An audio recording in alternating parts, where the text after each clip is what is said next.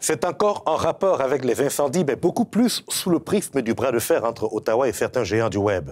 Facebook et Instagram bloquent les nouvelles canadiennes depuis le début du mois. Une conséquence de la loi C-18 qui prévoit le partage équitable des revenus.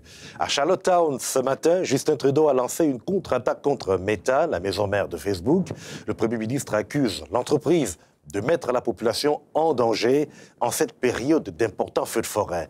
Une impasse qui nous suggère un échange avec Jean-Hugues Roy de l'École des médias de l'Université du Québec à Montréal.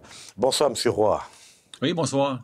Alors, on note déjà une baisse des interactions sur les pages de nombreux médias d'information. Est-ce que vous comprenez la contrariété de Justin Trudeau dans ce contexte de crise où les réseaux sociaux ne peuvent être d'aucune utilité finalement? Absolument, parce que en temps de crise, c'est là où les gens ont besoin d'informations. C'est là, en temps d'élection, en temps de crise, justement, comme celle des feux de forêt, que les gens se tournent vers les médias d'information pour savoir ce qui se passe autour d'eux.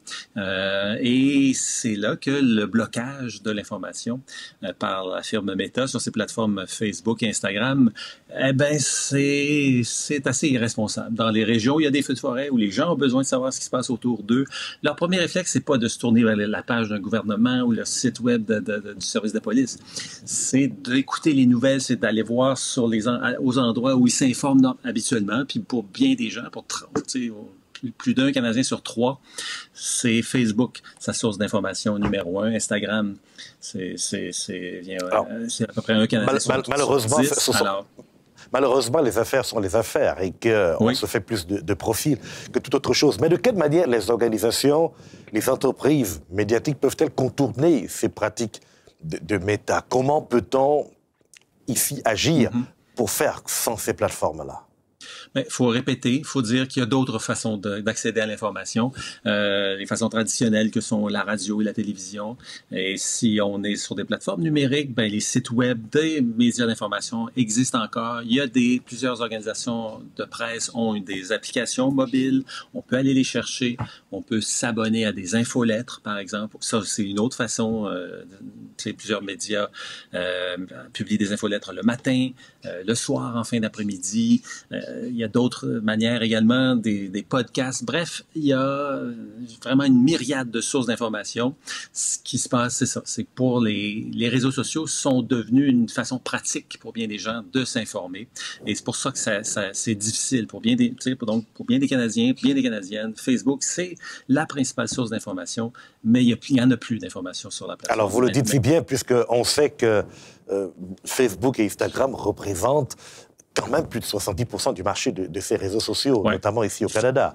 Et vous dites qu'il y a toute une myriade d'autres possibilités. Que pensez-vous, par exemple, parce qu'en même temps, les gens étaient habitués à aller simplement sur ces plateformes numériques, que pensez-vous de ces propositions qui sont faites, comme celle d'Alain Saunier, l'ancien directeur de l'information de Radio-Canada, qui suggère d'avoir un réseau public? Est-ce que c'est encore envisageable? Un réseau social public où ça pourrait être une idée, cependant, c'est pas, il y en a pas une grande quantité de réseaux sociaux, là. Il y en a pas tant que ça. C'est beaucoup plus difficile à faire qu'à dire. M. Saunier faisait un lien. C'est peut-être trop tard aussi. M. Saunier faisait un lien avec l'hydroélectricité. Alors, l'hydroélectricité, il y a juste un type d'électricité. Des réseaux sociaux, il y en a plusieurs. Il y a des gens qui ont tenté de mettre sur pied de nouveaux réseaux sociaux. Donald Trump avec Truth Social, et on voit que ça marche plus ou moins bien. Il était un peu tout seul là-dedans. Alors, c'est pour ça qu'un réseau social, un nouveau réseau social uniquement canadien, je craindrais que les Canadiens seraient un peu tout seuls aussi dans Pourtant, certains disent que ça marchait en Asie. Ça marche en Asie, ça marche les Chinois. En Chine, il y a un réseau social, mais il y a plus d'1 milliard de Chinois. Alors, c'est pas on n'est pas dans le même ordre de grandeur, là. Oui, une quarantaine de millions de Canadiens. Ce serait un marché peut-être suffisant, mais on serait un peu tout seul là-dedans. L'intérêt des réseaux sociaux, c'est de savoir ce qui se passe, non seulement près de chez soi, mais dans le monde entier. Ça pourrait être plus... Enfin, ça... ça peut, je vois difficilement l'intérêt, malheureusement. D'accord. Mais dans la consommation des nouvelles, Jean-Hugues Roy, jusqu'où peut-on aller dans ce bras de fer? Puisqu'on le voit bien, on essaie de contourner un réseau pour aller dans ce que vous appelez la myriade de possibilités, mais ça ne marche toujours pas. Combien de temps peut-on tenir? Je ne sais pas. Le principal intérêt de C18, c'est d'assurer une rémunération, de faire en sorte que les géants du Web partagent une partie de leurs considérables revenus avec les médias d'information au pays. C'est une mesure de soutien à la presse, au journalisme canadien. Et là, ben voilà, avec le blocage des nouvelles, Meta se retranche de ce projet et donc ne financera pas l'information si ça continue. Je pense qu'il faut négocier quelque chose si on veut que les médias, que l'information soit soutenue et il n'en tient qu'à la ministre du Patrimoine là, de trouver une solution dans le bras de fer qu'il oppose avec Meta en ce moment.